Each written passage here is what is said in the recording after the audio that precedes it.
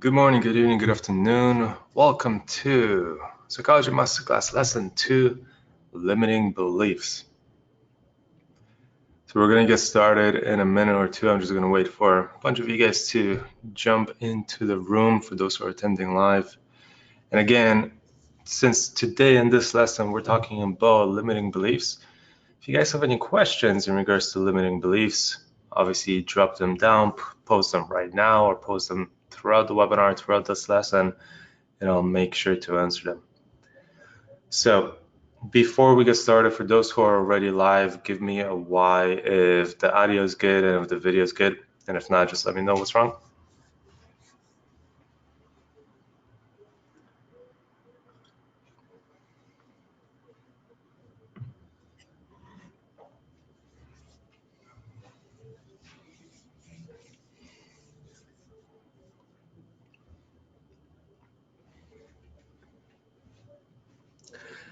All right, so everybody's saying that everything is good to go. So let's get started, guys. And today, what we're going to talk about is, again, limiting beliefs. We're going to break it down into some of the major limiting beliefs that people have and how one gets limiting beliefs and how one can release themselves from those limiting beliefs as well. So that's kind of what we're going to be covering today. And like I said, for those who are specifically dealing with any limiting beliefs, obviously drop them down so I can make sure that I cover it as well. But in general, what are limiting beliefs? That's the main part of this lesson, is what are our limiting beliefs, because we need to be able to identify them when they occur, when they show up, because limiting beliefs only show up once in a while, once in a moment, really, when that specific belief is triggered. That's the key term there. It's when the specific belief is triggered, it's in that moment that it actually shows up, right? Otherwise, it's kind of hidden behind all that other junk that is going on in your mind and in your head. So when a specific action happens, when a specific event happens, that limiting belief is triggered, and the limiting belief typically originated somewhere. And since it's already stored in your mind, it must have already happened, or some kind of event that's similar to what's happening now, because this is the trigger, right?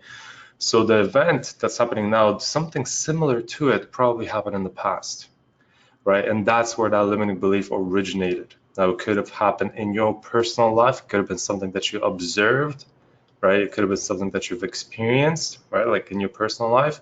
So observed, experienced. Maybe somebody told you something that created that limiting belief, like a parent or a sibling or a friend. So limiting beliefs are really memories that are triggered and tell you that you can't do something, or you can't be something, or you can't have something. Whenever, to me, a limiting belief is anything, literally anything that comes after can't, right? Or anything that has can't within it. So as soon as you say, I can't have that, or you can't have that, or something in that nature, that right away is a limiting belief. Because as long as somebody else has it, why can't you have it, right? That's always what it comes down to. If that individual has it, why can't you? If that individual is successful, why can't you? If that individual is killing it in trading, why can't you? If that person is driving a Ferrari, why can't you? It always comes down to that. So to me, as long as somebody is doing it, that means I can do it too. And if nobody's doing it and it's something really crazy, totally out there, right? Obviously, if nobody's doing it and you're trying to do something, in our field, that does not really relate unless you're innovating something new. You're creating something totally fresh and brand new. So in that case, you just got to work, keep on going until it does come true. Because at the end of the day, as long as you can visualize it, right? As long as you can see it in your mind, the idea, whatever it is that you're working on, as long as it works in your mind and you can see it, within your mind and you can visualize it, right away that idea is already created, right? And therefore you can truly manifest that in the physical reality, as long as you believe that you can do it, right? It's always the belief is always behind it, whether it's a limiting belief or a positive belief, right? That feeling of belief, I can do something versus I can't do something. That's what we're talking about today, right? Is that I can and I can't. And over the years and years and years and years of growing up, from childhood till college and after college into the workforce and the 9 to 5 grind and all of that, throughout those experiences, when an individual hangs out with other individuals, they pick up on those beliefs of other individuals as well. And they share their own beliefs to those individuals, right? So these limiting beliefs and positive beliefs are constantly being exchanged with one another, right? And at some point, one part of this is realizing when you're really taking on another individual's feelings, another individual's life experience, right? Because if sometimes a limiting belief can be something that you just picked up from a specific individual just because you were hanging out with them too much.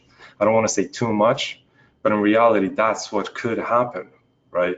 If you're spending a lot of time with one individual, you're going to be picking up on those traits of that individual because they're being reflected. They're in your field, they're in your energetic field.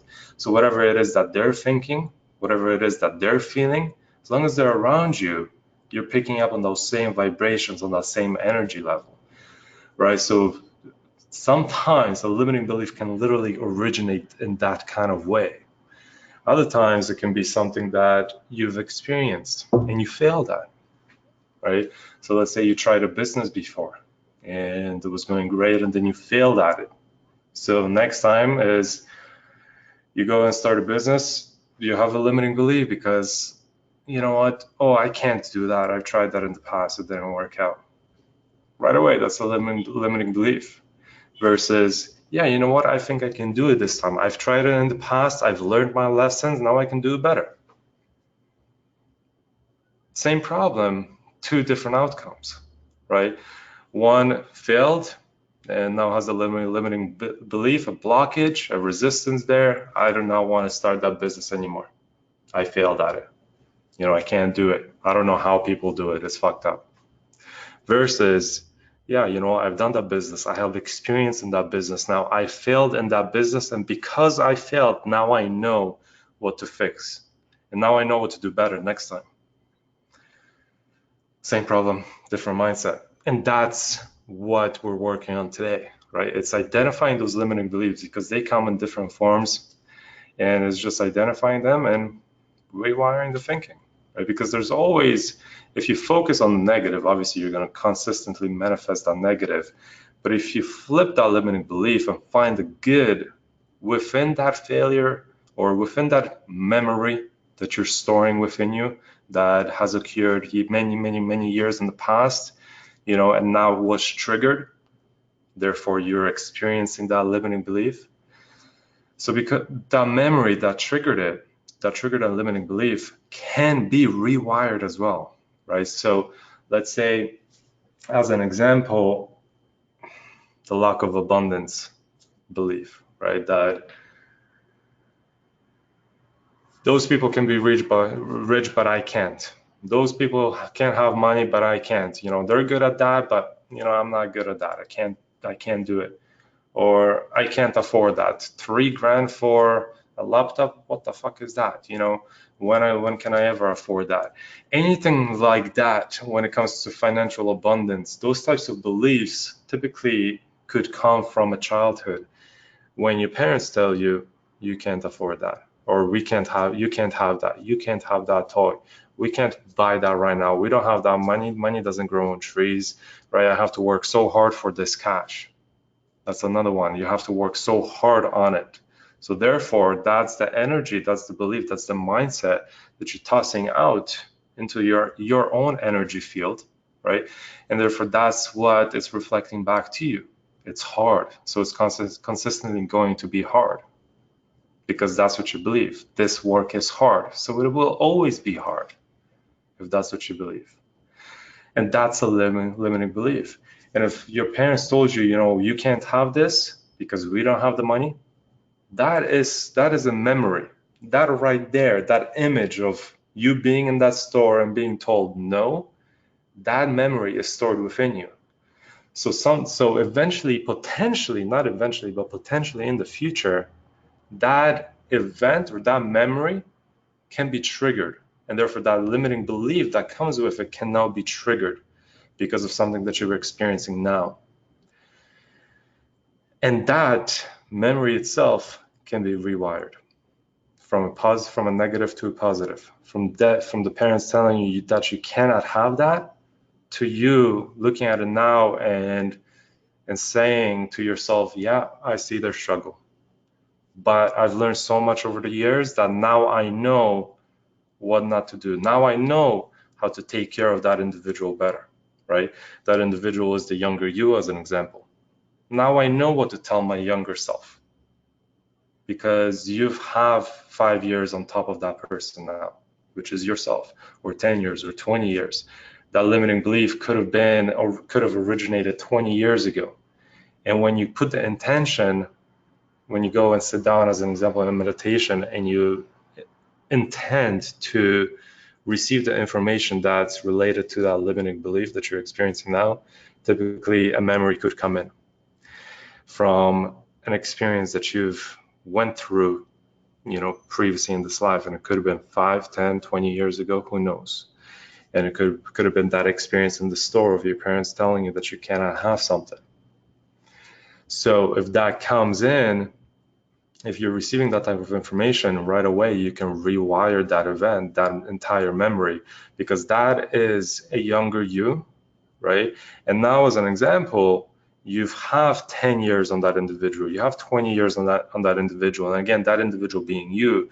So in your meditation or in that quiet place of reflection, now you can even tell yourself, I have experience now, I know better, let me guide you. And in a way, it's you're guiding yourself. You're rewiring that mindset from 5 years ago now. And this is literally how you're bending time. This is really how you change the past, in a way, right? You go back to the event and you create a totally new viewpoint of that event, a totally new memory of that event. Because all those memories, they're out there, right? Every single one of them is out there. And if you intend to receive it, you will receive it. Does that make sense, guys? Am I going too crazy out there when I'm talking about limiting beliefs? Let me know in the chat. If I'm going too crazy out there, I'll bring it down a notch. But if it makes sense, let me know that it makes sense, or give me follow-up questions or anything like that.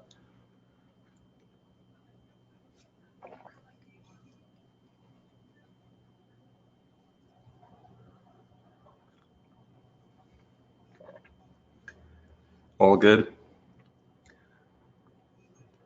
So at the end of the day, those limiting beliefs, how do you spot them? Because that's the most important thing. And again, it comes down to what we talked about in lesson 1. It's that awareness, right? Because you have to first be aware that it's happening. You have to be aware that something was triggered within you and now you have this energetic reaction to it, right? And you can notice it. You can really notice those changes in your body, in your physiology, and in your mind as it's happening in the moment, when you can clear those constant flow of information, those thoughts. Because once you can clear them, or at least in your mind, kind of center yourself where you clearly kind of see all those thoughts going through your mind, and you can kind of focus in on that limiting belief. And at that point, you can truly rewire it. So it comes down to awareness, because in the first place, and to start it all, you have to be aware that something's happening, right? And that awareness is something that you build through reflection, just like this. how I'm talking to you guys. Like, I can sit on the couch and do that in my mind and kind of reflect on an event that has happened today, as an example. Or if something happened today, I can reflect on it, and maybe a memory from the past will all of a sudden kind of appear in my mind. And that's the thing, is when those memories, those images appear in your mind all the time, it's just we're used to kind of let them fly by because we have thousands of thoughts every single day, right? So we're just used to letting them fly by. That's why that awareness is so important, because when you're aware of those thoughts that are coming in and out, you can truly receive information. You're receiving information all the time, but when you're aware of the fact that you're receiving information, that's where everything changes, right? Because at that point you can go really deep on one specific thought, one specific idea within your mind, in the moment as it's happening, or after. Like I said, a good practice to identify those types of limiting beliefs as they're happening, right? Something good to do as it's happening is, at the end of the day, we're going to go later in these lessons, we're going to go and talk about a lot of different tools and things that you can do. But as an example, a good practice to have is, at the end of the day, just kind of sit down and reflect on the events that happened today, in that specific day. Reflect on those events, and if there was anything that triggered you, that kind of charged you, made you angry or made you upset or whatever, charged you in some kind of way, emotionally or physically, reflect on that event a little bit more. Break it down. Why was I triggered? Why did that person cutting me off in his car trigger me so hardcore? Or why did that event trigger me so deeply? So reflect on that, try to find the reason, and if you find the reason, remap it, right? Put a different belief system on it, put a different memory on it, put a different feeling on it, different emotion to it, attach a different emotion to it. That's what you got to do. Instead of the emotion of lack of something, right? When your parents tell you you can't have something, the lack of abundance, instead of that memory having the emotion of lack of abundance, as an example, you can rewire that with abundance, actual abundance, because now different. Now after 20 years later, now you finally know, because you've learned to yourself that abundance is everywhere. So you can tell your younger self in that memory that, don't worry, there's shitload of abundance out there. Your parents were just misguided. That's what it comes down to, and it's being able to kind of sit down at the end of the day. If you do it immediately every single day or every couple of days or whatever, this kind of reflection, just sitting down on a couch or on a chair or whatever, in a park, on a walk, in the gym, and just reflecting on that event, you'll be able to, in that moment, immediately potentially fix an issue that you've been experiencing throughout your lifetime, a limiting belief. So we will again expand on this topic massively as the lessons go on, and specifically once we start going into different tools and such. But let me move on a little bit. And one of the major limiting beliefs is obviously fear of anything. So fear is something that limits you. And we were talking in lesson 1 about when you have fear about anything, whether it be deep water, heights, or any other fear, as soon as you do it, that fear is gone immediately, or almost immediately, or after the fact, it's gone. Now you can go and do it again, as an example. So yeah, fear of spiders. Somebody says spiders in the chat. Go live in Costa Rica for a year, and fear of spiders will probably disappear because there's a shit ton of them everywhere. Or fear of insects, fear of bugs. Spend some time in the jungle, and those fears will probably disappear, because at some point you're gonna have to tell yourself, how is that little spider going to affect me in any way?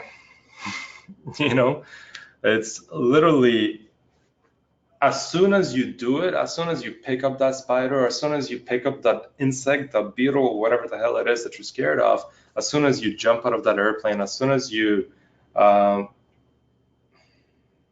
dive into that deep water, that fear will disappear.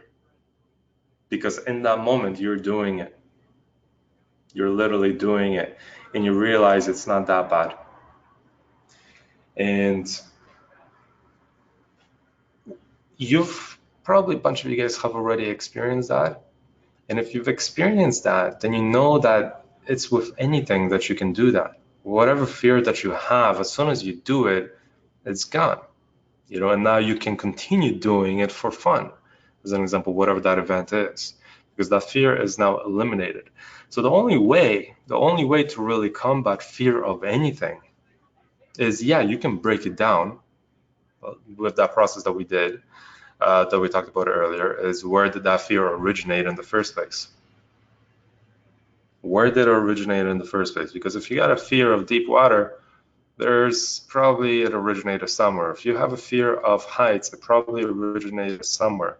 If you have a fear of anything, it probably originated somewhere. If you have a fear of losing money trading, you probably went through a deep drawdown at some point in your trading career, and now you have a fear of taking positions, as an example.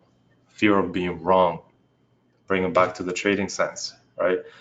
If you've, like I said, this will happen, this not will, but this could happen if you go through a period of drawdown, a period of taking what you think are good trades and then just not working out. And then you all of a sudden could develop a fear of trading, a fear of execution, because all those times you've been wrong, right? So how do you combat that? Obviously, now you know where the fear originated. It was that time of drawdown, a period of drawdown. So at this point, that period of drawdown has a negative attachment to it. It gave you a fear of trading now, a fear of execution. So what did you not do? If you have that fear, that means that you probably did not learn anything from it, from that period in time, right? So can you go back and rewire that event, that memory? So the first thing is, could you learn anything from that event, right? Why did I end up in that drawdown? Was there a period of something that was happening in my personal life that affected my trading abilities? Was I missing something when it comes to technical analysis? And again, digging down deep into the trade. Could the analysis be improved? Could the entry be improved? Could the target, the stop loss, the management, could any of that be improved? Right? My discretion, can that be improved? And when you dissect an event like that fully, then all of a sudden you'll start to realize that, yeah, you know what, now I've learned something from it. I could have done this differently, and I could have done that differently. Or maybe during that period in time, that 1 month of drawdown that you've experienced, maybe something happened in your personal life, some kind of stress that was added to your personal life, and now you've noticed that being affected in your trading, right? So again, it's the awareness. First, you got to be aware that it's actually happening, and then if it's a trading thing like that period of drawdown, can you learn something from it? And if so, you probably will not have that fear anymore, because now you have a different emotion attached to that event, right? The first emotion attached to the event of drawdown was that probably I'm not good enough, or I don't know how these people make money trading. Like, trading is so hard, or whatever, whatever emotion that you attach to it. And then when you go back to that event and you've actually go deeper into it and try to find some lessons, find some reasons of why things happened, reflect on it a little bit, then all of a sudden, now it's, yeah, that makes sense. I fucked up over there. That was a stupid position or a stupid trade because of that. And now I know what not to do. Now through my back testing, through my ASR, self-review and such, Now I know that this type of position does not really work.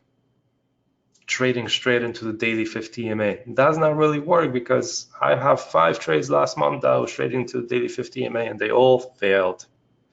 So you can take a note of that now. And now you can move forward. Now maybe next month don't take trades directly into the daily 50 EMA as an example. So now you have your confidence back. Now you've learned something from that event and you don't have to be scared of it because now you have a positive attachment to it. And again, it's just rewiring the emotions, the feelings behind a specific event that created the fear or that created that limiting belief.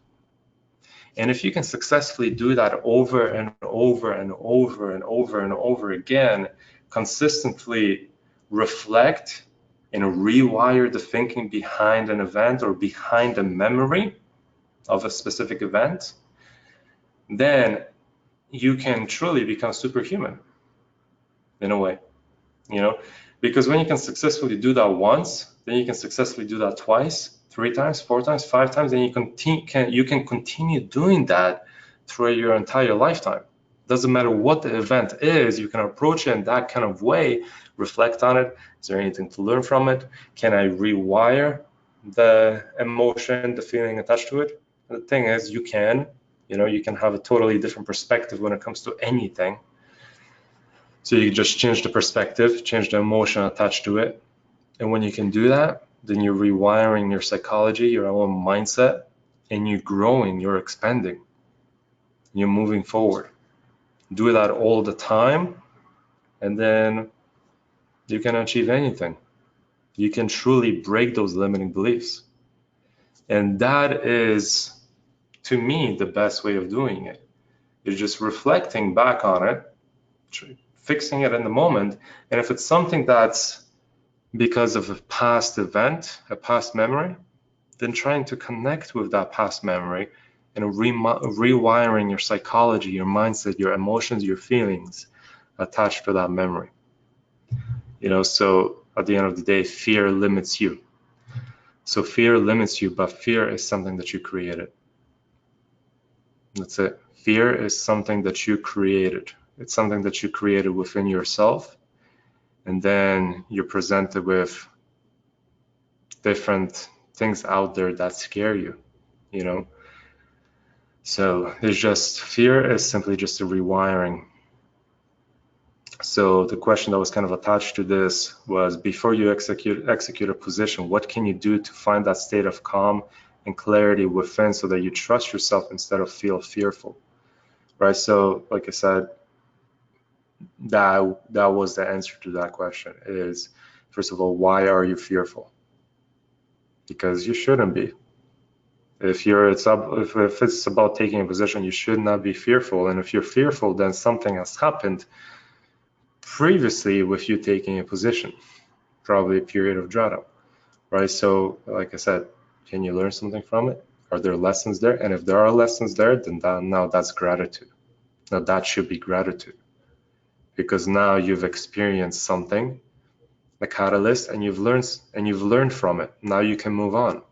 Now you're better. You just stepped it up to the next level because you just eliminated a mistake. Conquer the fear.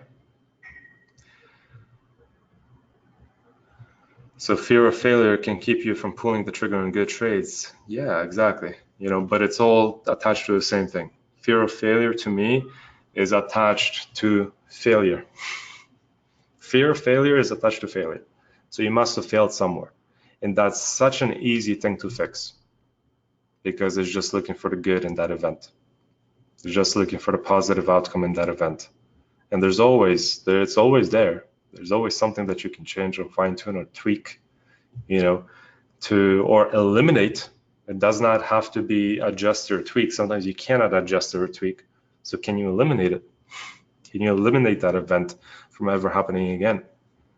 And if so, then all of a sudden, you should not have a fear of executing good trades because that was a bad trade. This is a good trade. Totally different, and now you've rewired that event, that mindset, that emotion attached to that bad event, to that bad trade. Now it's a good trade. You've learned from it. Self-sabotage is another, or first of all, do you guys have any questions in regards to fear? So far, based on what we're talking about, I have a few other topics to talk about when it comes in relation to this and a few other questions. But let me see where you guys are at.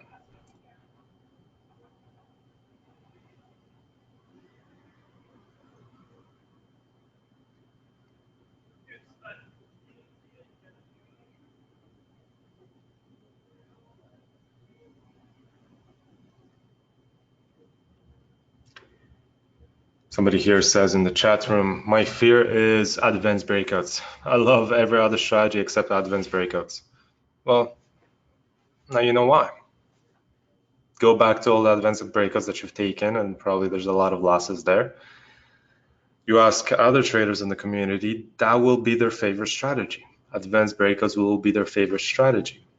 So what can you learn there?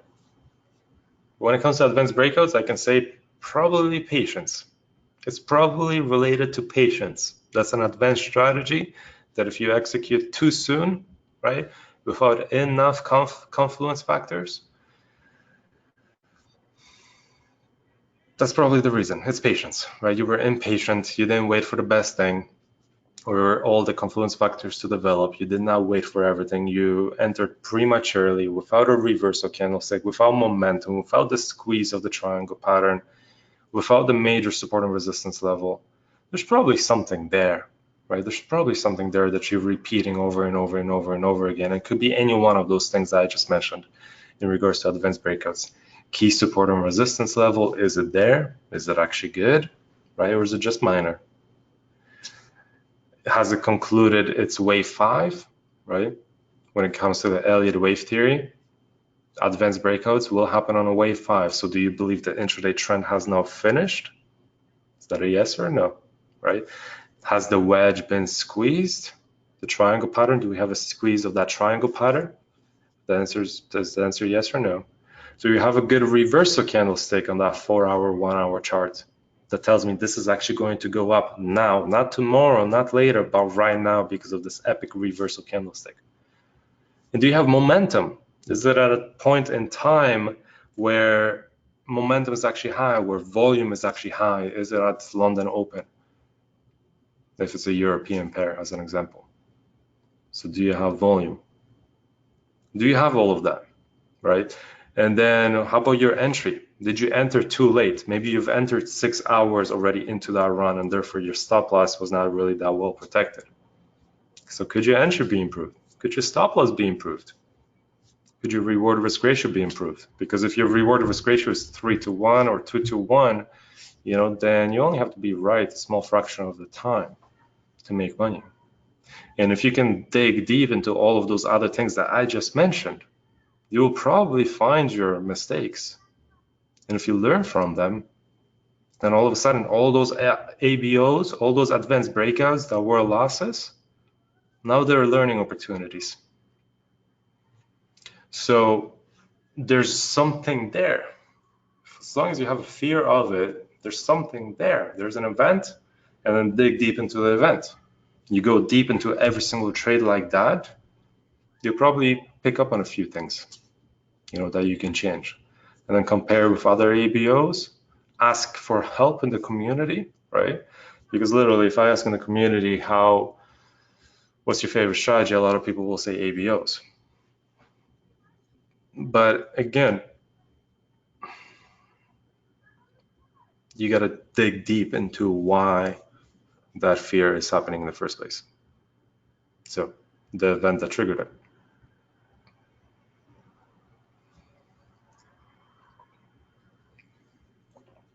Danny here in the chat says, my favorite is advanced breakouts. Yeah.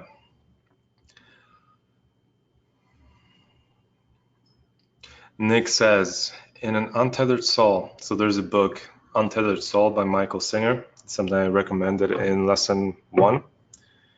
So Untethered Soul by Michael Singer, the book talks about the buildup of negative energy that gets stored deep in the heart as impressions of your life. Would you say that these limiting beliefs are on the same level? Yeah, limiting beliefs are in a way a buildup of negative energy, but it's different, right, as well, because a buildup of negative energy can be something totally different than a limiting belief, right? It's roughly like it could be seen as the same thing. It's just a buildup, a storage of that energy, right? The lack of abundance, the fear of something, right? So it is a storage of energy, a storage of something that you did not deal through, something that you did not work through. And that is stored within you, in your mind, even in your energetic field. But the buildup of negative energy could also be, the people that you hang out with. Those people in your office who are always gossiping, maybe it's from your parents, your siblings, your friends. Buildup of negative energy. Maybe it's the shit that you watch on TV, the shit that you listen to, the news, the media, and the shit that they throw on you. The buildup of negative energy can obviously, it could create limiting beliefs, but at the same time, what it really does is it kind of weighs you down because it gets locked into your energetic field, all that negative energy, and then it kind of weighs you down. And it's you, what's happening at that point is you're storing somebody else's energy, and because we're consistently mingling with other people's energy fields, even though whether we might be watching them on TV, whether you might be talking to them, they might be standing beside you, you're in their energetic field. And if they feel a specific way, you're probably going to feel that way too, because you're in very close proximity to each other and your energetic fields are connected. So you can really store other people's energy within you, within your own energetic field. And that's why it's so important to hang out with people who give you good vibes, that you relate to, as an example, that you can hang out with, that you have fun with.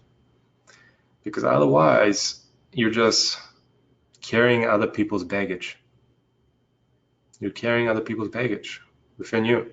So you got to release that, So if you're feeling something, if, as an example, again, it comes down to awareness, to me at least, because when that is happening, what you will not feel different. You will all of a sudden feel different. And you guys know what I'm talking about, I'm pretty sure, because that has happened in everybody's life, at some point.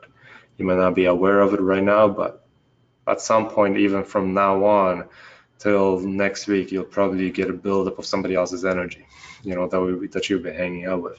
And all of a sudden now you might get a kind of a charge in a specific event. All of a sudden you overreacted because of something, and that's out of nature typically for you. But you overreacted maybe because of that buildup of that negative energy from the people that you've been hanging out with that week, as an example, right?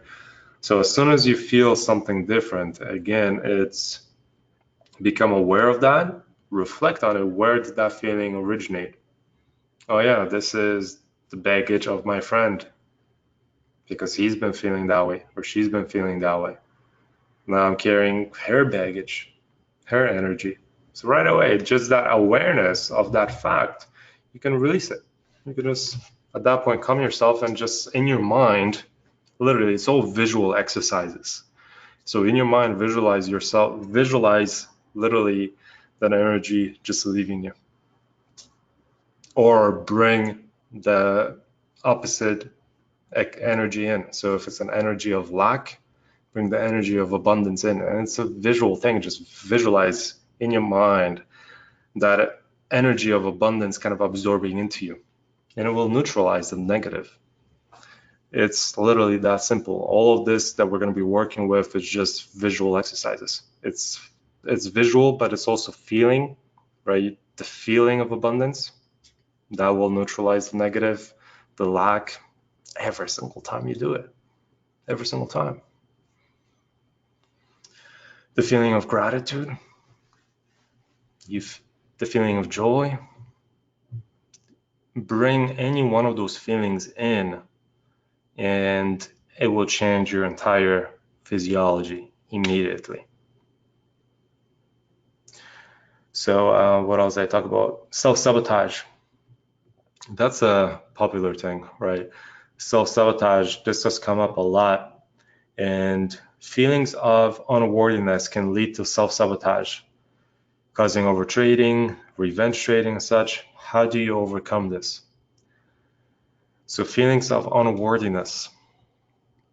Probably somebody previously in your life told you that you're not worthy of something, right?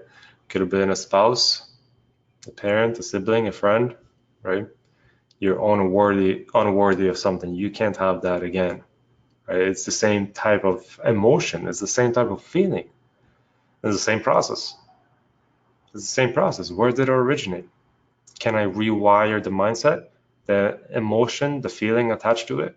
Answer is yes, you can always do that, right? So self-sabotage is you're feeling unworthy of the fact of whatever it is that you want to manifest. That feeling of unworthiness is obviously going to reflect in your physical reality. So if you're trying to manifest abundance, but you don't feel worthy of abundance because, hey, you didn't do anything crazy in your life to achieve to have abundance in the first place, as an example, right? So that feeling might come in, and if it comes in, again, it's neutralizing it. Well, why am I feeling that way in the first place? Where is that coming from? Where is that emotion, that feeling coming from? What's the event? What's the memory, right? What's the event that triggered it? And then what's the memory attached to it? And again, remap it, rewire it, bring the other feeling in, bring the other emotion in. Depression is another thing that people deal with all the time. Get out of this state and into one that empowers you. But how do you do it, right? How do you get out of the state of depression into one that empowers you? So again, why you're depressed, right? It comes down to the same thing, but that's a little bit of a different thing because feelings of depression, they're huge, right? And at some point in life, everybody will be depressed for a short period of time, for a longer period of time. Successful people can go through periods of depression, right? Unworthiness, and you might see them as very successful on the monetary scale, as an example. Actors, actresses go through depression, right? People always go through depression. They may seem successful, but they might still go through periods of depression. And in a way, that's normal, but it's also something that you can change immediately because it's just a state of mind again. Depression is a state of mind. It's your choice at the end of the day. You choose to be depressed. You choose to have that emotion attached to that specific event, which is depression. It's your choice. And you can change that choice at any point in time. You can decide that, okay, I've been depressed for a month now. Now it's time to move the fuck along. Because what good is it bringing you? That's another way of looking at all of these limiting beliefs, depression. What is it doing for me? What's this feeling of depression giving me? Probably nothing. Most likely nothing. Right? So again, where did it originate? Can I change it? You can, right? Can you change the emotion, the feeling? You can. Can you learn something from it? Now, if you're feeling depressed, maybe it's something that you're doing on a daily basis. Maybe you're overworking yourself. Maybe you're doing something that's not motivating. Maybe you're doing something that's not inspiring. Maybe you're just sick of that fucking 9 to 5. And that itself is depressing because you're going into this environment, you're spending 9 hours in this environment that you hate. So you're depressed when you come home. But again, can you rewire that thinking? Can you be grateful for that 9 to 5 instead of depressed? Can you be grateful for it? Chances are you can. It's funding your trading account.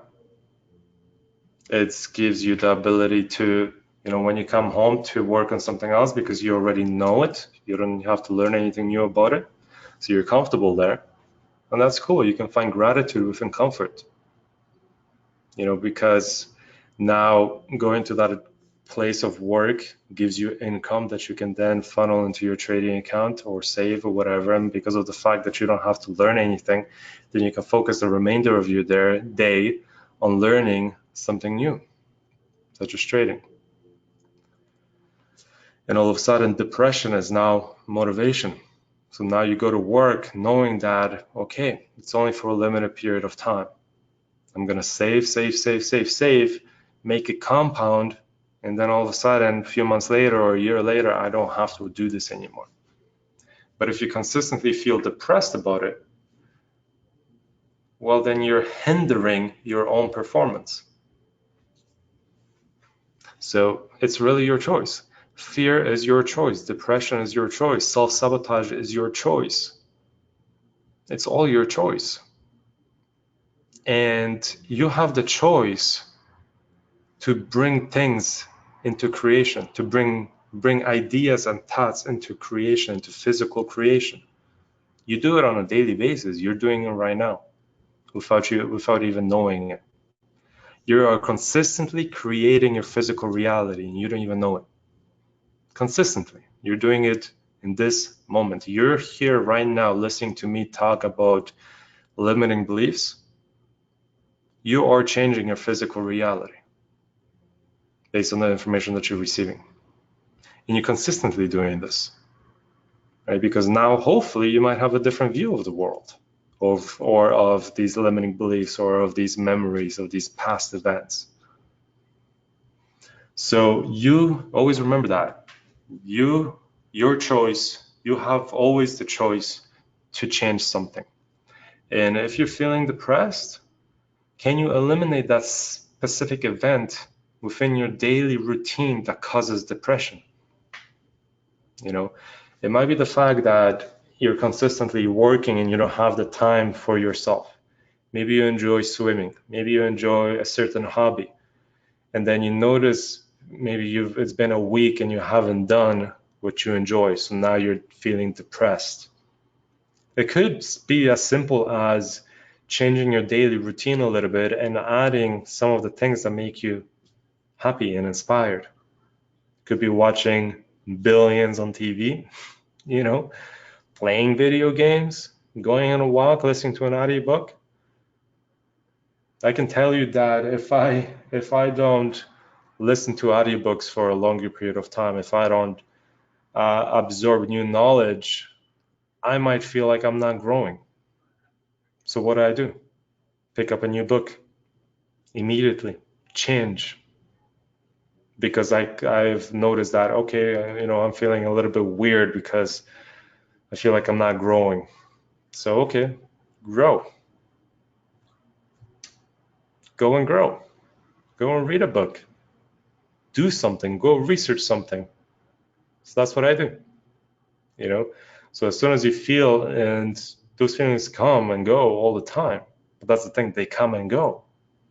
And it's your choice if they go, because they will come. It's your choice to release them. It's your choice to say, okay, I'm good now. Time to do something about it. It's always your choice, right? But there will always be things that you might feel depressed about. You will always do things that you're not 100% feeling. If you're starting a new business, there's always going to be challenges, and there's always going to be challenges in the first place, right? So if it's something that you don't enjoy doing, can you get somebody else to do it, right? Or can you rewire your thinking in regards to that event, right? It's always the same thing. To me, all of that is the same thing. It's your choice. You choose how you react to these events. It's about awareness, right? So becoming aware that it's even happening, that limiting belief is even there. trying to connect with a previous memory that originated that limiting belief, changing or remapping that memory itself, the emotions behind it, the feelings behind it, because now you have experience. So if it's a younger you, now you have experience. Now you can tell your younger self that, I got this. I know better now, right? And bring the feelings of joy, happiness, abundance to your life, right? If it's a lack of things. And you do that with anything. You can do that with fear. You can do that with self-sabotage. You can do that with depression. You can do that with performance-related things.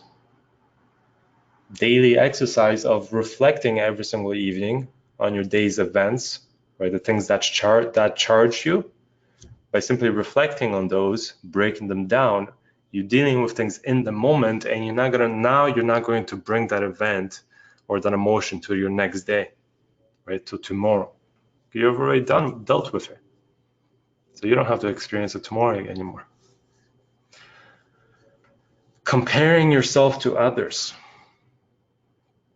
People always say, you can do it, but I can't. Why not? I get that a lot. I get it but I used to get a lot when I quit my job. Well, you can do it, but I can't.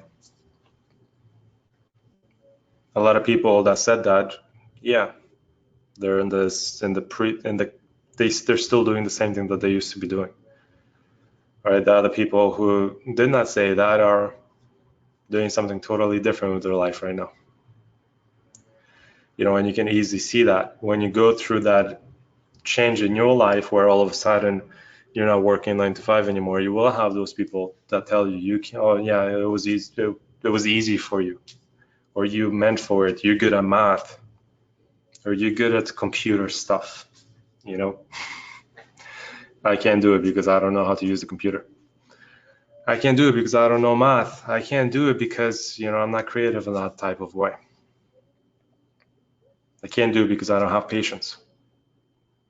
I can't do it because I don't have patience. You're telling yourself you don't have patience, so you're creating that in your life. You're telling yourself that you're not creative, so you're creating that in your life. You're telling yourself that you're not good at math, so you're creating that in your life. You're telling yourself that that person's better than you, so that person's better than you. It's that simple, right? But you can be inspired by that individual instead. That individual quit their job, now they're doing their thing, they're thriving, they're growing, they're expanding, they're evolving, right? So instead of being jealous, instead of saying, well, it was easy for you or whatever, now you can be like, fuck, he hustled, he did it. If I hustle, I can do it too. He's proof. Different thinking, different perspective, right? So instead of comparing yourself to others, become inspired by others. So you guys are within this community, right, that we have here. And sometimes people might be posting all these awesome trades throughout the month, and then you miss that trade, you miss that trade, you miss that trade. And then all of a sudden you're comparing yourself to others, right? Fuck, I must be really shit at this. How did I miss this trade? How did I miss that trade? What the fuck is going on, right? Well, why did you miss that trade? You can be grateful for that individual because now they showed you something that you missed. It was actually a pretty decent setup. You missed it. So now you can go deeper into it. You can ask them a question, right? I wasn't feeling this. I wasn't feeling this horizontal support and resistance line, hence why I didn't take the trade. How did you feel about that? Ask them a question, right? Get a different point of view. Ask for help. Instead of comparing yourself to others based on their results, why not seek for guidance? Become inspired. Fuck, that individual had a 10% month. That means you can have a 10% month too, right? Ask for guidance. Get help. Or dig deeper into the positions that you took. What did you miss, right? Were there trades that you missed? Were there trades that you've taken that could have been avoided? Right? It's just doing the analysis, doing the work. And mindset, psychology, these limiting beliefs, it's doing the work, but it's doing the inner work. Right? All of this is the same process. It's always work. But the thing is, it seems like it's work is such a bad thing. The thing is, this is fun, right? Because at the beginning, it might seem like your ego is getting in the way. It may seem like, you know what, that you're not good enough because you have all those things to work on. You're not perfect. The thing is, by doing the work, you're becoming perfect.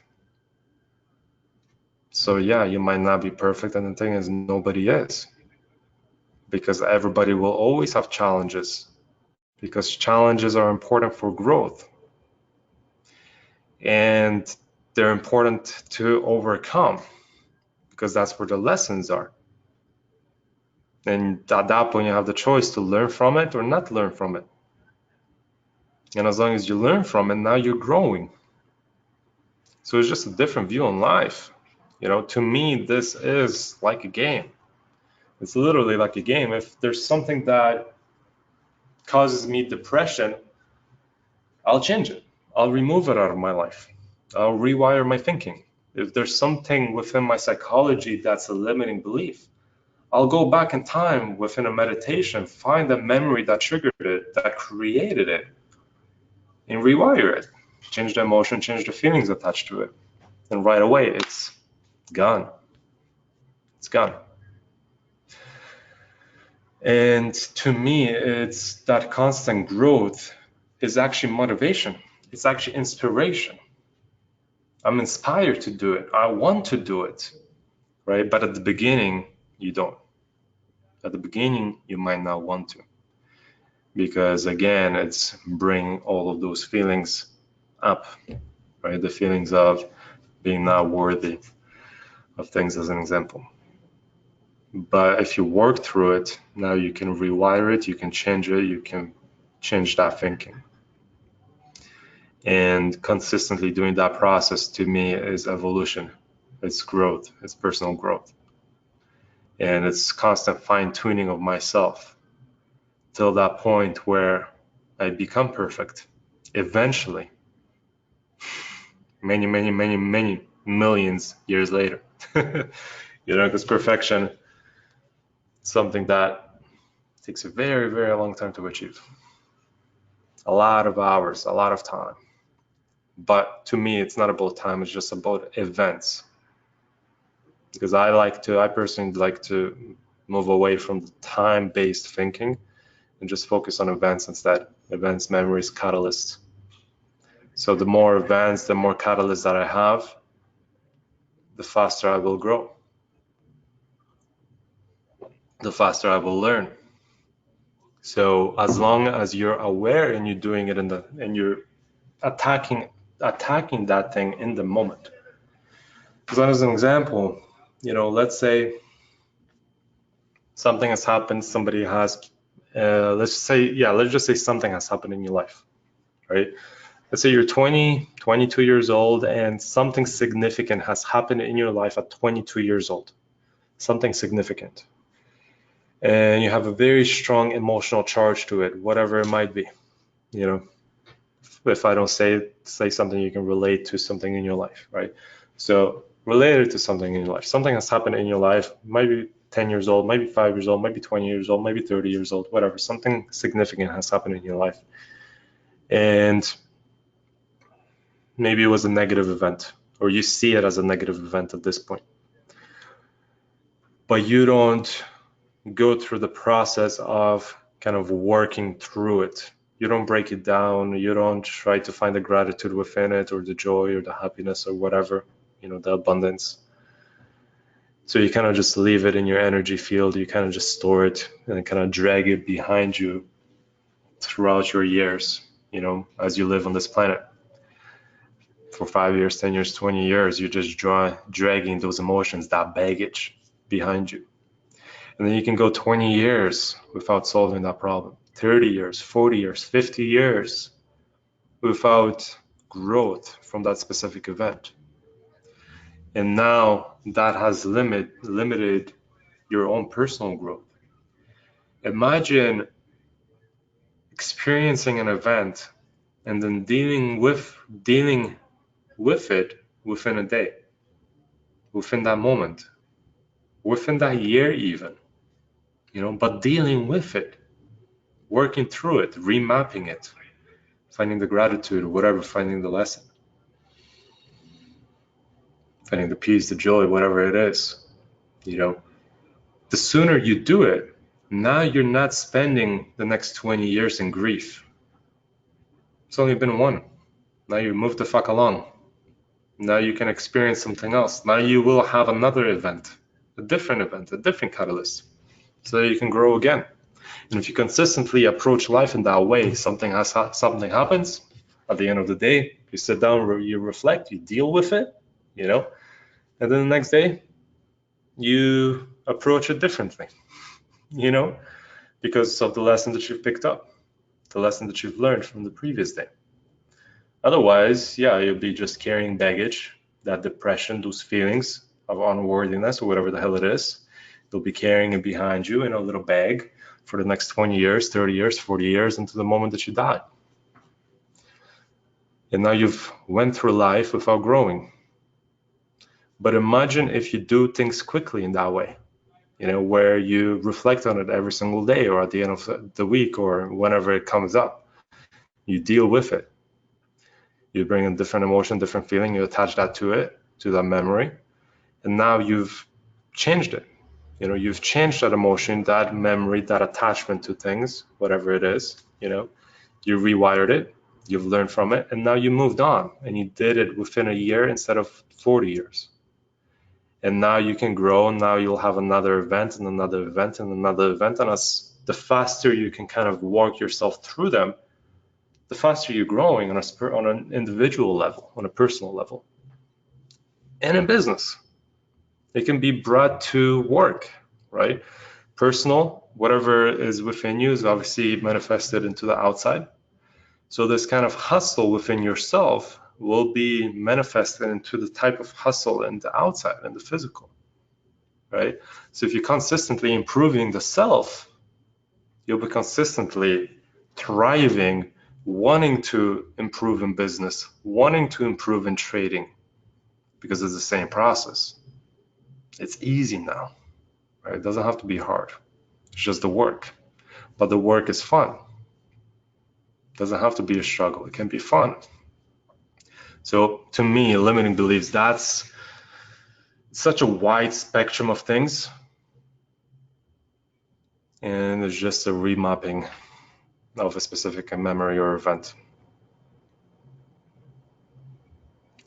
Could this be considered resentment? Somebody says in the chat. Resentment is potentially not doing something, as an example. Yeah, right? So not doing something.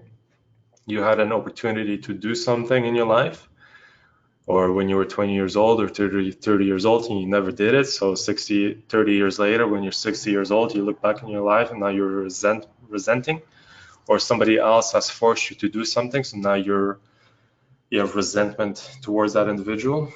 Yeah, well, that's just stored emotions, stored energy that was never dealt with. That's all anything ever is, right? And if you can pinpoint the event, you can remap the thinking behind it. And when you can do that, you are literally bending time. You're literally changing the past and changing the future by doing that, by simply doing that exercise, right? And that's the science that until recently nobody was talking about: quantum physics, quantum science. That's all it ever is. It's that constant connection with the outside. The previous thinking is that we're separate, we're not connecting to our environment. Quantum science tells us that we are connected to our environment. We're connected to everything. So our thoughts, our feelings, our emotions, they're consistently manifested into the physical, right? and reflected back to us. So the feelings of anger, depression, sadness, they will be manifested into the physical and reflected back to us in physical events, so that we will stay depressed, we will stay angry, we will still stay sad, because that's what we're feeling within. So those feelings within are manifested into the outside and reflected back on us. But so are the feelings of abundance, of love, of happiness, of joy. You feel that within, that will be thrown out there to the field and reflected back to you. It's your choice, right? It's your choice. Let's see if there's any questions. I took a note of a few questions that I did. Maybe I already covered them, but that's kind of what I wanted to talk about, guys. It's been an hour or so. Let me know if you guys have any questions, if there's anything else that you want me to cover. I see that there's a few questions in here, so I'm gonna take a note of them. And if anything else comes up, guys, in regards to this, post it in the chat right now for those who are attending live, and I'll answer them.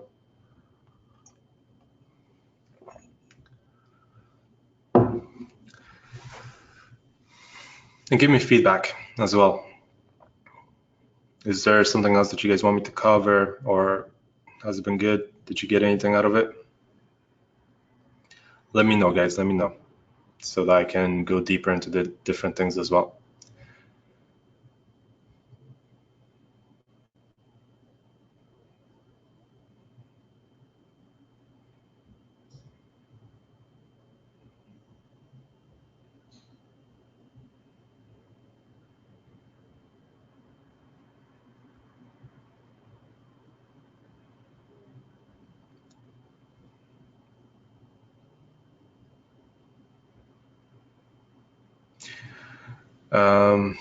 Somebody here in the chat says, what about comparing yourself to others that have not achieved it themselves? They just started off from a different level. As an example, being born into millionaire families. So comparing yourself to somebody who's had a totally different childhood, well, they don't relate. You're different. You're unique, right? So if you cannot compare yourself to individuals that you cannot compare yourself to. To me, there's no comparison anywhere. Fuck it. What's the point of comparing yourself to others? You're unique. You are the only one who went through that specific event, and experienced those specific emotions, specific feelings. You lived a totally different life than that individual. Maybe that individual, grew up with money. You had to work for it. So what? So what? Who gives a fuck? They have a totally different life than you. So are you gonna go and be resentful of that individual? No. But they might have grown up with money. But what about their father, their parents, their mom? Did they come from nothing? Did they build it all? Yeah, my kids, they will have money. I've built it. So what? Same thing for you. You build it now, your kids will have money. So do you want your kids to compare to other kids? No, you can create that same thing. You becoming wealthy now, you will have those rich kids. So is there a lesson there? Can you learn something from it? To me, comparing myself to others, it's something I don't even do. I will take inspiration. I will take lessons. I might look at a person's life and be like, okay, I don't want to be like that. Or I might look at a person's life and be like, yeah, you know what? I like that person's thinking. I'm gonna pick something from it. I'm gonna get something from it.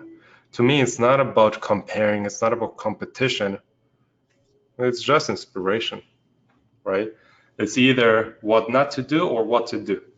That's what it comes down to. To me, looking at an individual's life is like, okay, what not to do? what to do.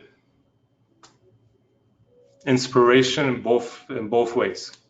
You know, this is what not to do.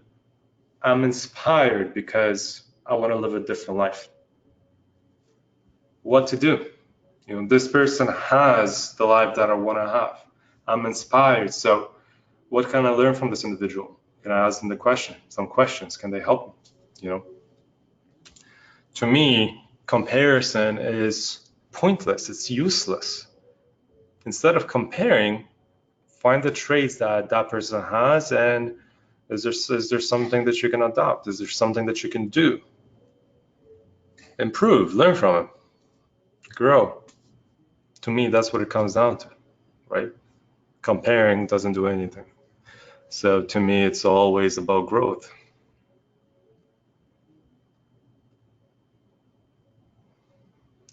And always remember that it doesn't matter that that person grew up with money. It doesn't matter that that person was broke. It doesn't matter that that person had that life event and you had that different life event. It doesn't matter where you grew up. The thing is, you have choice now to do something about it, right? And you might be comparing yourself to an individual who's already wealthy, who's already been wealthy, but there's shit ton of other individuals out there who came from nothing and are now billionaires, and they did it within one lifetime. So you can relate to those individuals more than the individual who was given money. So why don't you just go and relate to those individuals instead, right? Always bring it down to perspective. Like there's always people that will relate to you in some kind of way, right?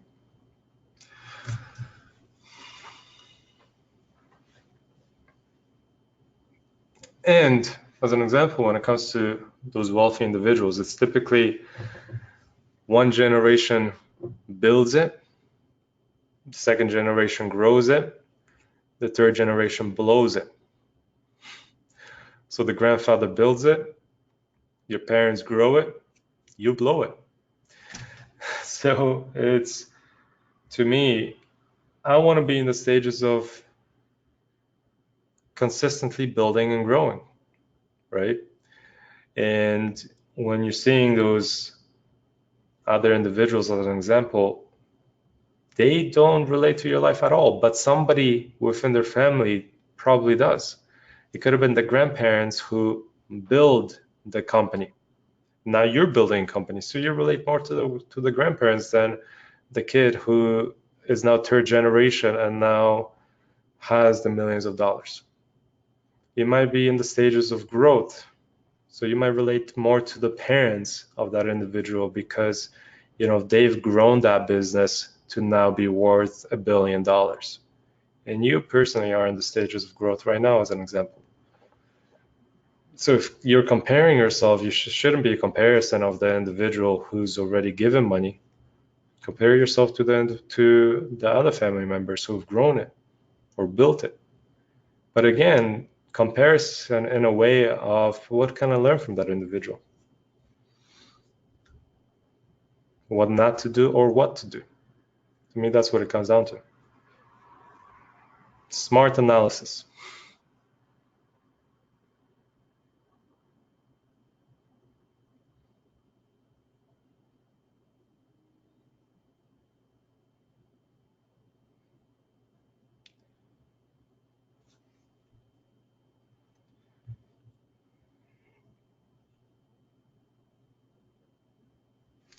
Let me see, I have some questions here. I'm just going to read them, see if I already covered them or not.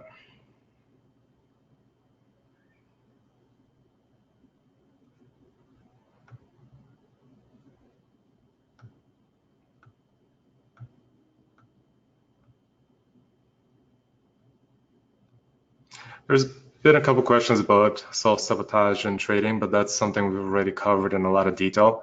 If you guys still have questions in regards to, you know, trading and self-sabotaging and anything like that, let me know. You know, if you want me to talk more about it, and I'll do so. But I just had two questions written down that I already kind of covered throughout the lesson. in regards to fear and self-sabotage. Well, there's a couple other questions that I've taken a note of that you guys have posted previously. And one question is about perfectionism. Have any of you guys struggled with perfectionism in things outside of trading, such as in a business idea or a new habit, etc.? Like planning everything out to be perfect, but then come across that one issue that won't make it perfect, so you subconsciously decide to not even do it. I don't have it often, but I do realize afterwards when it happens. How do you guys deal with it mentally or change the habit or thought process? Well, to me, there's never going to be anything as a perfect plan. Ever. Never, ever. Just, to me, there's never going to be anything like a perfect plan. So there's always going to be something that comes up. You might be able to plan the next year perfectly, but if you wanted to step up your business to the next level, you might be able to plan that first stage perfectly, that first stage of your business perfectly. It might go perfect, just as you planned it. But then when it's time to step it up, it's going to be you're going to have a challenge. There's going to be a limitation to your planning, right? There will be a limitation to your planning, and there will be things that you've learned along the way that will require change of that plan because of the things that you've learned and the things that you've experienced. There's always going to be something that comes up, but the thing is, the beauty is that's not a bad thing. Being perfect is actually a good thing, because how can you be perfect without experience? Right? How can you grow without experience? How can you get better without experience? Right? So you starting that business, if it's the first time you're starting that business, how can you be perfect without having that experience? And experience is failure. Failure is an experience. It could be bad or it could be good. It's the way you view it.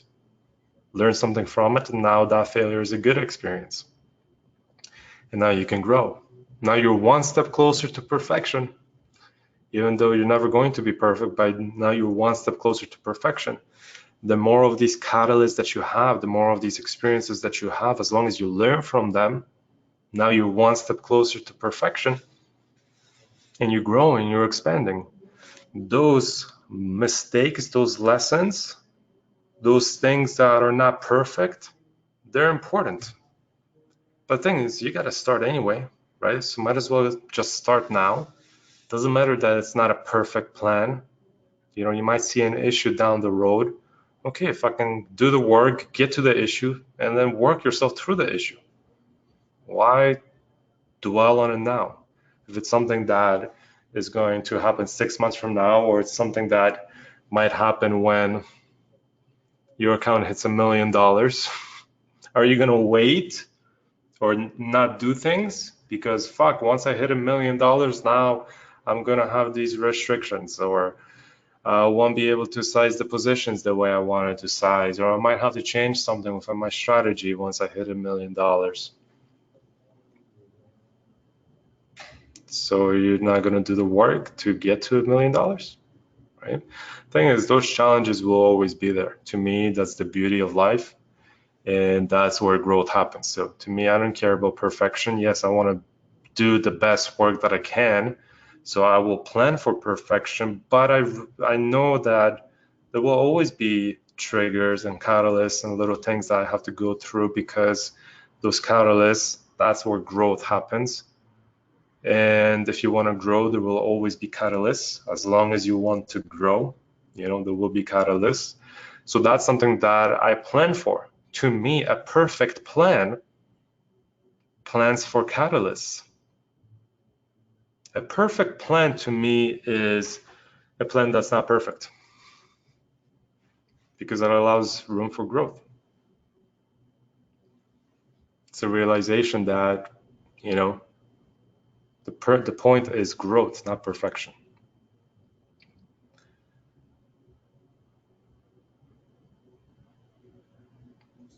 I have a question here by Sam. When a fear or limiting belief when a fear or limiting belief gives a strong physical, mental, body reaction that even though you've worked on it, still gives that same physical, mental response, is it just a case of approaching it from a different angle? So you might have a limiting belief that comes up, and you've attached it to, you've done the work and you pinpointed the memory of where it originated. You've done the work of remapping that emotion, the feeling. Now, the expectation is that it will be gone. And the truth is that yes, it could be gone, but at the same time, it's maintenance. Do it again. It's just maintenance, right? So the limiting belief, the fear, when you do the work and you work through it and you learn something from it and you remap the emotion, the feeling, yeah, it can be gone instantly, but it could also be still happening in your life throughout the years throughout your lifetime. You know, it can still happen once in a while because it might have been a very deep limiting belief. So it might still come up. You might feel like you've dealt with it and you work through it, but it might still come up. So it's just maintenance. It's just doing the same thing. And the quicker you get with this, the quicker you do it. It literally takes minutes. It could take 1 minute, 2 minutes, 3 minutes, 5 minutes. So if that feeling comes up again, well, just do the same work again. It's just maintenance, and then you'll be good for the next month. You'll be good for the week, or you'll be good for a year until it happens again. And when it happens again, when the feeling of unworthiness, of lack, of depression comes again, do the same work. Again, it'll take you 5 minutes. You've already done it. You know how to do it. You know, it's just maintenance. So not always will something be eliminated immediately, right? You might have to maintain it. And that's the beauty of it. You know, that's the fun. That's something to expect. I don't expect perfection. I don't expect things to be finished and done with, right? The beauty is in the maintenance. The beauty is in the growth. So again, a little bit of a different point of view, right? So let's just do the work again. That's kind of my take on that. If it's something coming up over and over and over again, even though you've dealt with it, just do the work again. Maintenance.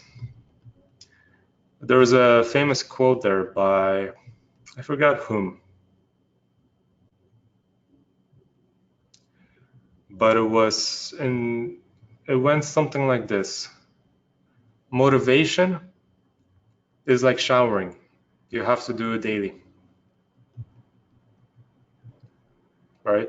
So personal growth, personal work is like showering. You have to do it daily.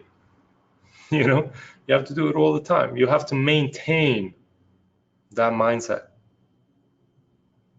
Sometimes you do it once and you're good. Sometimes you have to maintain. And that's good too. That's cool as well. Nothing wrong with maintaining.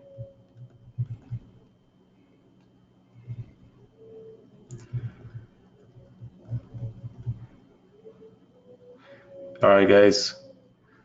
That's kind of it. Let me know if there's any other questions that come up. I have one thing to kind of wrap it up on, which is a little bit different, a little bit of a different topic. But I've done a lot of reading on the pineal gland since reading Becoming Supernatural by Dr. Joe Dispenza. So we talked about in lesson 1 about Dr. Joe Dispenza and some of his books. Becoming Supernatural is a good one. And since then, I've done some digging. A lot of my online research says that Western diets can calcify your pineal gland, your third eye. That's kind of what the pineal gland is. Specifically, consumption of fluoridated water, so water that has fluoride in it. In your opinion, is this just some conspiracy bullshit, or do you think higher authorities, such as governments, have a legitimate agenda to dumb us down by reducing the abilities of our pineal gland? So conspiracy theory, yes or no? To me, as long as there's a conspiracy theory, as long as there's a theory, it's a possibility, right? There's just a possibility. The more people believe that possibility, then the truer it becomes, right? Because again, it's a constant connection with the outside world. The inside is connected with the outside. So again, the more people believe in that conspiracy theory, all of a sudden it's not a conspiracy theory anymore. It's what it is, you know. And it's manifestation on a larger society level. Literally, that's kind of what it is. It's a manifestation on a larger society level. But the pineal gland, it's true. I've done the work as well. I've done the same research that you've done. And there is the belief out there that there are forces out there who try to dumb you down by giving you fluoride in water, fluoride in toothpaste. Fluoride itself, what it apparently does is, yeah, it kind of creates this coating around your pineal gland, right? So fluoride in water, what it apparently does is creates this coating around your pineal gland, and then it kind of it reduces your psychic abilities, right? Your pineal gland, that's where the psychic abilities come from, right? And everybody has psychic abilities. Everybody here has psychic abilities. And you work with them all the time. You don't even know it. But to me, it's the realization that we can't change anything in our life. That we're so powerful that we can really change anything. So yeah, I might sit there and believe that me drinking this water is going to clog my pineal gland. And that's what I can focus on. I can focus on the fact that, yeah, I'll drink this water and that's going to clog my pineal gland. So I'm going to look for water that does not have fluoride in it. A lot of water has fluoride in it, right? Or I might look at that glass of water and see it in a totally different way. I might look at that water and see it as it's going to give me vitality and energy. And that water is now infused with that emotion, right? You now infuse that water with vitality and energy and health. And now it has a totally different reaction in your physical body, right? It's your thinking again. Your thinking creates your physical reality. So yeah, it's true. Fluoride is in water. Whether it's there for a specific reason, yeah. And if you focus on that specific reason, yeah, you're kind of creating that negative effect in your body. But at the same time, you can change states of water. There's experiments out there. There's a lot of experiments out there in regards to quantum physics and quantum science. One specific experiment is, yeah, you can Google some videos. Sam here in the chat posted a video, but you can Google or YouTube some videos where you search terms such as water and geometric patterns, right? Water and emotion. And you will see how water reacts to different emotions, to different sounds, to different vibrations, as an example, right? But what I was saying is that the idea that thoughts create your reality, you can infuse water with a different emotion, and you can charge water with a different emotion, and it will fully change the state of that water, right? The actual state of that water, the structure of that water. It's kind of goes with the things that when you Google sound and water and geometric patterns of water, that's what you're doing. You're changing the state of water by infusing it with that thought, with that intention of this water is actually really good for you, and charging it with that emotion rather than, yeah, this water has fluoride in it, it's actually going to do bad for me. It's just it's again a different way of living. So to me, yeah, I 100% know the fact that corporations, it's not necessarily governments, but corporations, they do have the benefit of putting fluoride in people's water just like they have many other benefits when it comes to the health side of business, the medical side of things. And it's how we react to it that matters, right? We can have a totally negative view of it, or we can just fucking have a totally different view of it, positive or negative. But it's also realizing the fact that you control your own environment, right? And if you focus on the fact that that water is bad for you, it will be bad for you. If you focus on the fact that that food is bad for you, it will be bad for you. But if you focus on the fact that that food is delicious and it's healthy and it's great, same thing with that water, that water is fuel for your body and it's good for you, then that's what it will be for you, right? To me, conspiracy theories, in my opinion, every single one of them is true because it's a possible reality. It's a very good possibility that could have occurred in this reality or a different reality. We can get really deep on these topics, and it's again something to reflect on and think about. To me, conspiracy theories, yeah, there's something. I'll leave you with this, something to think about, and we'll expand on this as we go on. But I'll leave you with this. I'll finish off the webinar with this. Every single thought, every single idea that you have creates a separate timeline. So there's a timeline of me living in Costa Rica. There's a timeline of me building a house in Costa Rica. There's a timeline of me spending the next 5-10 years of Costa Rica. Because that was an idea, that was a thought form that was manifesting and creating, and it's created. So on a different state of consciousness, there's a thought form out there, an idea, an image, a holographic image of myself, that thought form of myself living in Costa Rica, building a house in Costa Rica, spending the next 5 to 10 years in Costa Rica and living that lifestyle out. There's also a thought form out there of me being in the military, because that's what I wanted to do in the past. There's a thought form out there of me playing professional football and not becoming injured.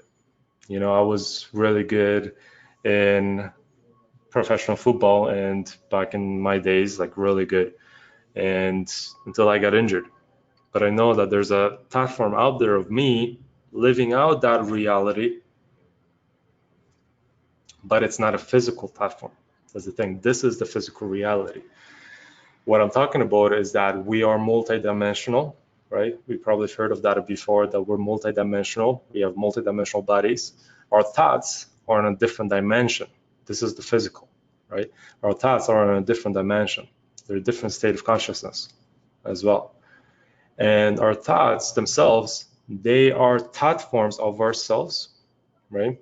And they're little lives of ourselves playing out in a totally different reality. And the beauty is that you can connect with those thought forms. So the idea in your mind that you're consistently manifesting, the idea of being that baller trader who has his own hedge fund and is doing their thing, killing it, right? Living that beautiful life, that thought form that you've created, right? In your meditation or in your daydream or in your manifestation, that already exists. That is a timeline that you have an option of choosing and manifesting into the physical. And there's also the timeline of where you are currently. You always have, whenever you have a new idea, a new thought form, it creates divisions in your timeline. You can choose to pursue one, or you can choose to pursue the other. But if you choose to pursue one in the physical, in this reality, right, the other one still exists. The other thought form still exists, but not in the physical. But the thought form, that idea still exists, because guess what? You can go to a meditation and right away you can go into a visualization where you see yourself in that life, where you see yourself doing those things, where you see yourself as that successful individual. So that's something that we'll expand on, but I just wanted to leave you with that. Your thoughts, your ideas, they create their own timelines, and you choose what it is that you want to bring to this physical reality. You have the choice. But every single time you make that choice, the other thought form, that other idea is still existing. It's coexisting with you right now. So you can always connect with it, right? That successful you, who's that baller trader, right? You can always connect with that successful baller trader because that's a thought form that's already created, right? So every single time you go into a trading session, you can take a few minutes, a moment, a second, a minute, 2 minutes, 5 minutes, 20 minutes, whatever the hell it is that you're trying to do. Take a few moments and connect with that individual, with that thought form, who's that baller trader and has that millions or billions of dollars and is running that successful business. You know, connect with that individual.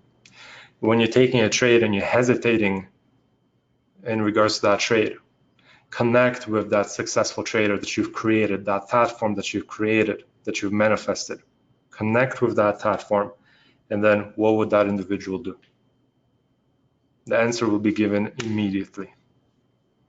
So when you start thinking all that on that multi-dimensional level, when you start thinking in that way, life is literally limitless. It changes your entire perspective, right? It's literally limitless. And to me, that is how you create magic in your life. So I'll leave you with that. Let me know in the comments if that's deep, if it's confusing or anything like that, just so I know what to talk about next, because I know some of the things that I can get carried away and go very, very deep into some things. But let me know if it all makes sense. If it doesn't make sense, obviously bring those questions to the next lesson, post them.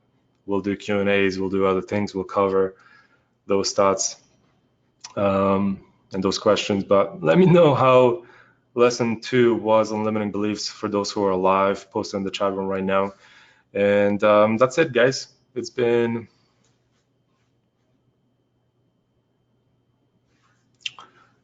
almost 2 hours, hour and a half or so.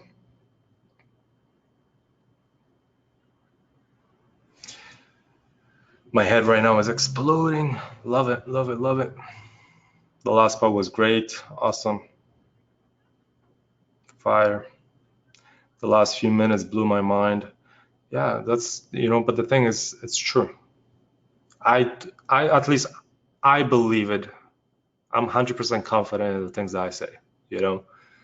So there's going to be things within these webinars, because these webinars are, I have a totally different view on personal development and mindset than other people out there, you know, but it's things that I've built over the years, right? It's knowledge and wisdom that I've gathered over the years, and then hours and hours and hours and hours and hours and hours of contemplation and reflection on everything, you know. So that's kind of what I'm trying to share here with you guys. And it's going to be different, it's going to be fun, it's going to be interesting, and it's utilizing everything there is to utilize in regards to quantum physics and quantum science and all of that. It's the magic, you know, it's the magic, it's the cool things.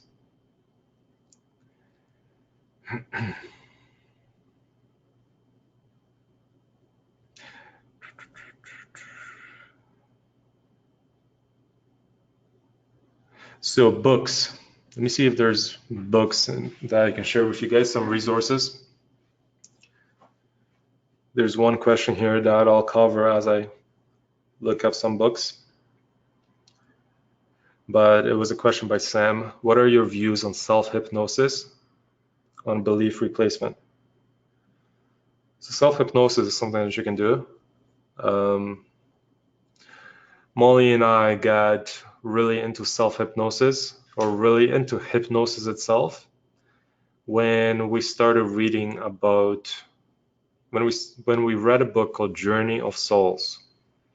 Journey of Souls by Michael Newton. Homework. Here's some homework for you guys. This might be a little bit deep though. I was going to recommend this book to you guys later. So I will still recommend it for you guys later. but I will recommend it anyway. So Journey of Souls by Michael Newton. It's all about hypnosis. It's hypnotherapy and past life regression, right? So past life regression or life regression or life between lives. Through hypnosis, what's happening is you're hitting a different level of consciousness, right? And if it's guided hypnosis, you're able to maneuver within that different level of consciousness, right? It's breaking yourself out of this 3D reality, right? Because again, we're multidimensional beings, right? We are multidimensional beings. We have these thoughts and ideas, right? But we're also living in this three-dimensional reality, but we're also coexisting. We also have energetic bodies. Like we are multidimensional ourselves, right? Our thoughts, feelings, they are multidimensionals themselves as well. So when it comes to hypnosis, through hypnosis, it's kind of like meditation, right? You can hypnotize yourself in a meditative state. You can also have somebody hypnotize you, right? And what's happening is you're going to a different level of consciousness at that point. And through hypnosis, it might be easier to pick up on those limiting beliefs. Molly, actually, as we started learning about hypnosis more and more and more and more, we kind of get addicted to it. And Molly actually went and got certified in past life regression, hypnosis and past life regression, and life between lives as an example. And it's a different protocol that's taught by Michael Newton, the author of those books, Journey of Souls, who's a professional hypnotherapist. And what that specific technique does is it literally hypnotizes you and puts you in this state of consciousness where you're able to receive information really well. You know, you're in a different state of being, a different state of consciousness, and you can go deep into those limiting beliefs as an example. In a book, I'll give you an example from that book that kind of explains hypnotherapy. In a book, there was an example of a woman, who throughout her entire life, she had migraines on specific side of her head. I think it was the right side.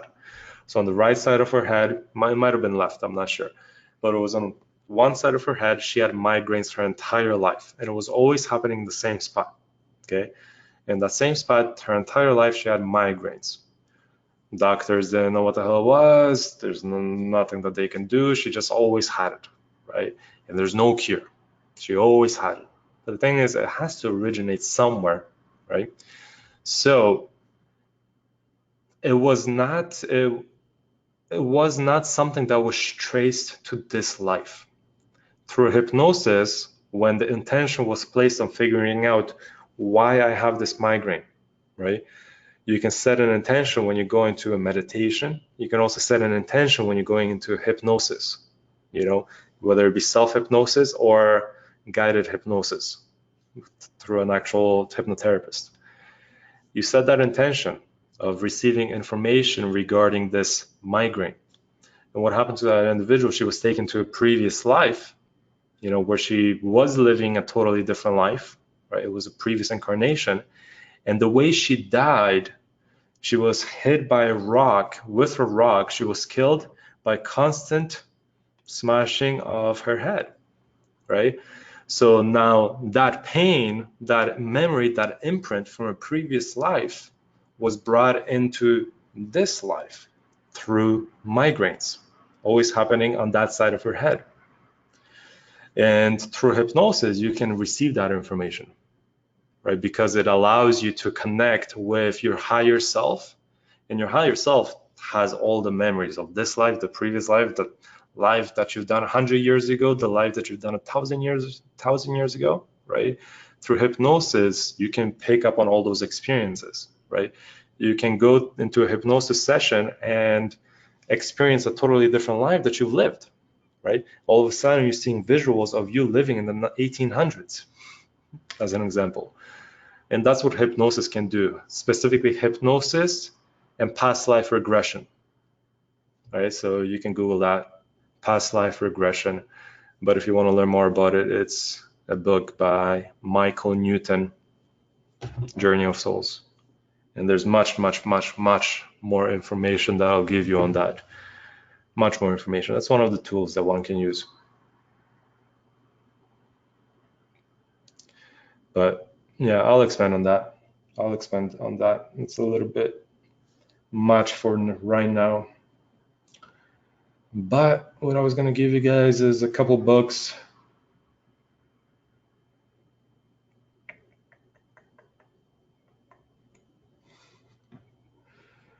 Yeah, I'll give you a couple books.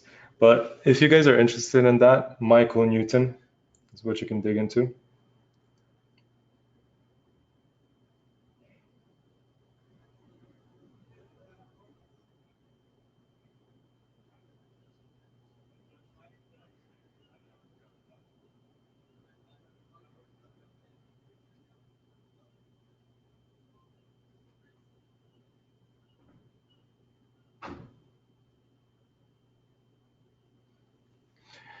I'm just looking for limiting beliefs related books that I've read.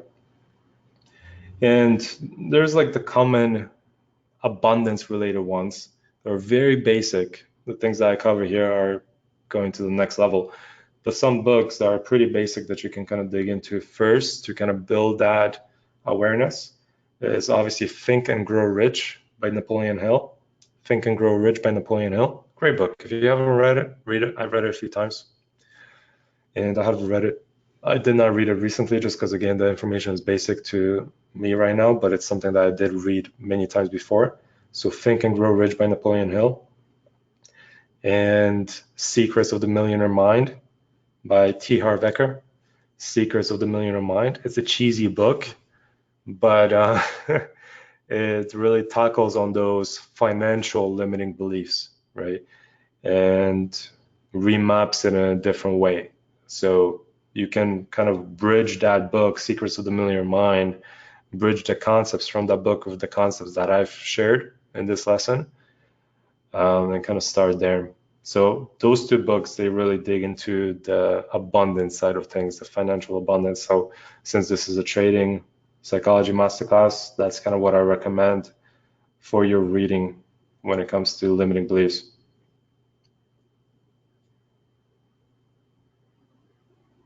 The Power of Now, it's something you can also dig into. Eckhart Tolle, The Power of Now. Yeah, let's leave it at that. Read those books, read them again, and that will kind of strengthen your mind in regards to financial limiting beliefs. So that is it for now, guys.